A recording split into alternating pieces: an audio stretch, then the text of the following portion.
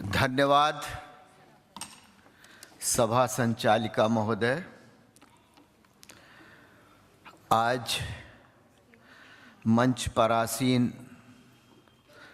हमारे भ्राता जस्टिस पात्रा साहब, जस्टिस कुदूसी साहब,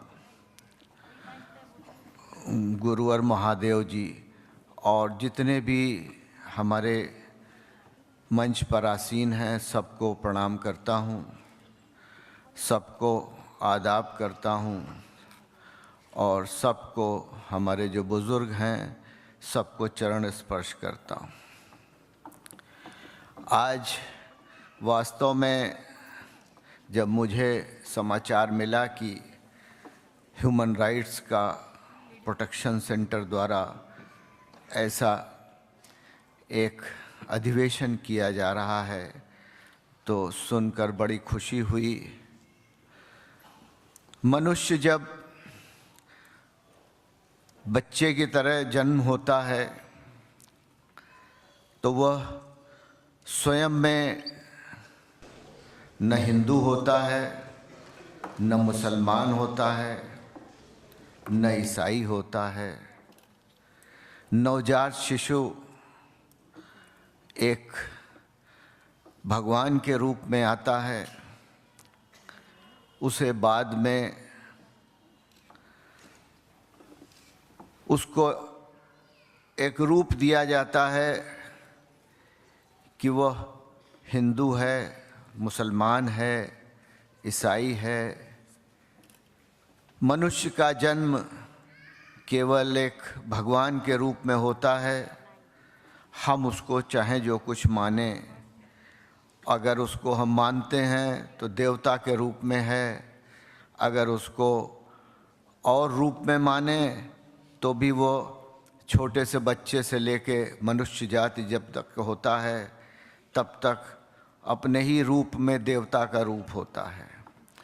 ये सब हमारी बनाई हुई, जिसको कहना चाहिए कि चोचलेबाजी है कि ये धर्म धर्म को सब लोग हम मानते हैं, लेकिन एक ही धर्म है, वो ईश्वर का धर्म है, खुदा का धर्म है।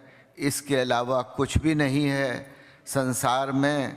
हम उसकी पूजा करते हैं, हम उसकी याचना करते हैं, हम उसको नमन करते हैं। वो चाहे जिस रूप में करें, वो सब संवैधानिक रूप से कवर्ड होती है।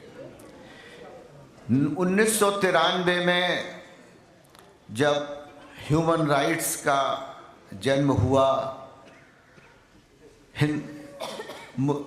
ये protection act, human rights protection act 1993 का पास हुआ। उस वक़्त सभी राज्यों में हलचली मच गई कि ह्यूमन राइट्स भी कोई चीज़ है जो कि हमारे संविधान की अनुच्छेद 21 से संबंधित है। हमारे संविधान अनुच्छेद 21 ये कहता है कि जहाँ भी आदमी रहे,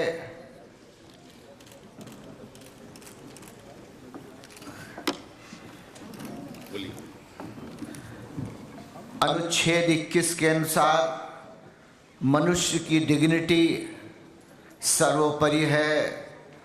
मनुष्य डिग्निटी के अलावा कोई भी चीज़ों से कंप्रोमाइज़ नहीं कर सकता। इसी मानवता के अधिकार में आर्टिकल 21 में मानव अधिकार आयोग का गठन हुआ। मनुष्य की जितनी भी कमजोरियां हैं, उसकी जो भी आवश्यकताएं हैं, मानव अधिकार उसको सब पूरा करती है। आर्टिकल 21 के साथ ही साथ आज मनुष्य की, मानवता की कुछ अपेक्षाएं भी हैं, वो अनुच्छेद 51A से कवर्ड होती हैं। 51A में मनुष्य की कुछ ड्यूटीज़ भी हैं, कुछ कर्तव्य भी हैं, उसको साथ साथ निभाने में ही इसकी संसार की भलाई है, अपनी भलाई है, समाज की भलाई है। 51A के अंदर अपने देश को सुशोभित रखना, सुरक्षित रखना और सभी गंदगी से दूर रखना एक अभियान है। आपने ध्यान दिया होगा कि आजकल हमारे प्राइम मिनिस्टर ने एक स्वच्छता अभियान चला रखा है। उस स्वच्छता अभियान के अंदर मेरे यहाँ तमाम कंप्लेंट्स आती हैं कि स्कूलों में टॉयलेट्स की व्यवस्था नहीं है। कहीं कहीं पूरी बस्ती के अंदर एक टॉयलेट है, रहने वाले दसियों हज़ार लोग हैं। ये सारी बातें ह्यूमन राइट्स के अंदर ही कवर्ड होती हैं। रोज़ इस तरह के ऑर्डर्स पास करने होते हैं कि स्वच्छता अभियान के अंदर समुचित टॉयलेट्स की व्यवस्था की जाए। टॉयलेट्स की व्यवस्था भी अनुच्छेद 21 भारतीय संविधान के अंदर कवर्ड होती है।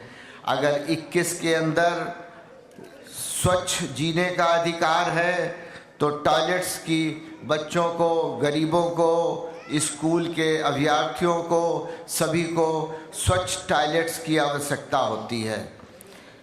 इन्हीं टॉयलेट्स की व्यवस्था करते करते कई व्यवस्थाएं ऐसी आती हैं जहां की पूरी बस्ती चल रही है लेकिन टॉयलेट्स बंद पड़े हुए हैं।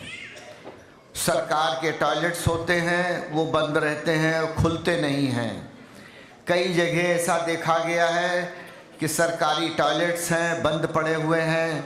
वो सब अनुच्छेद 21 के अंतर्गत आता है और उसकी सारी व्यवस्था मानवाधिकार को ही करनी होती है।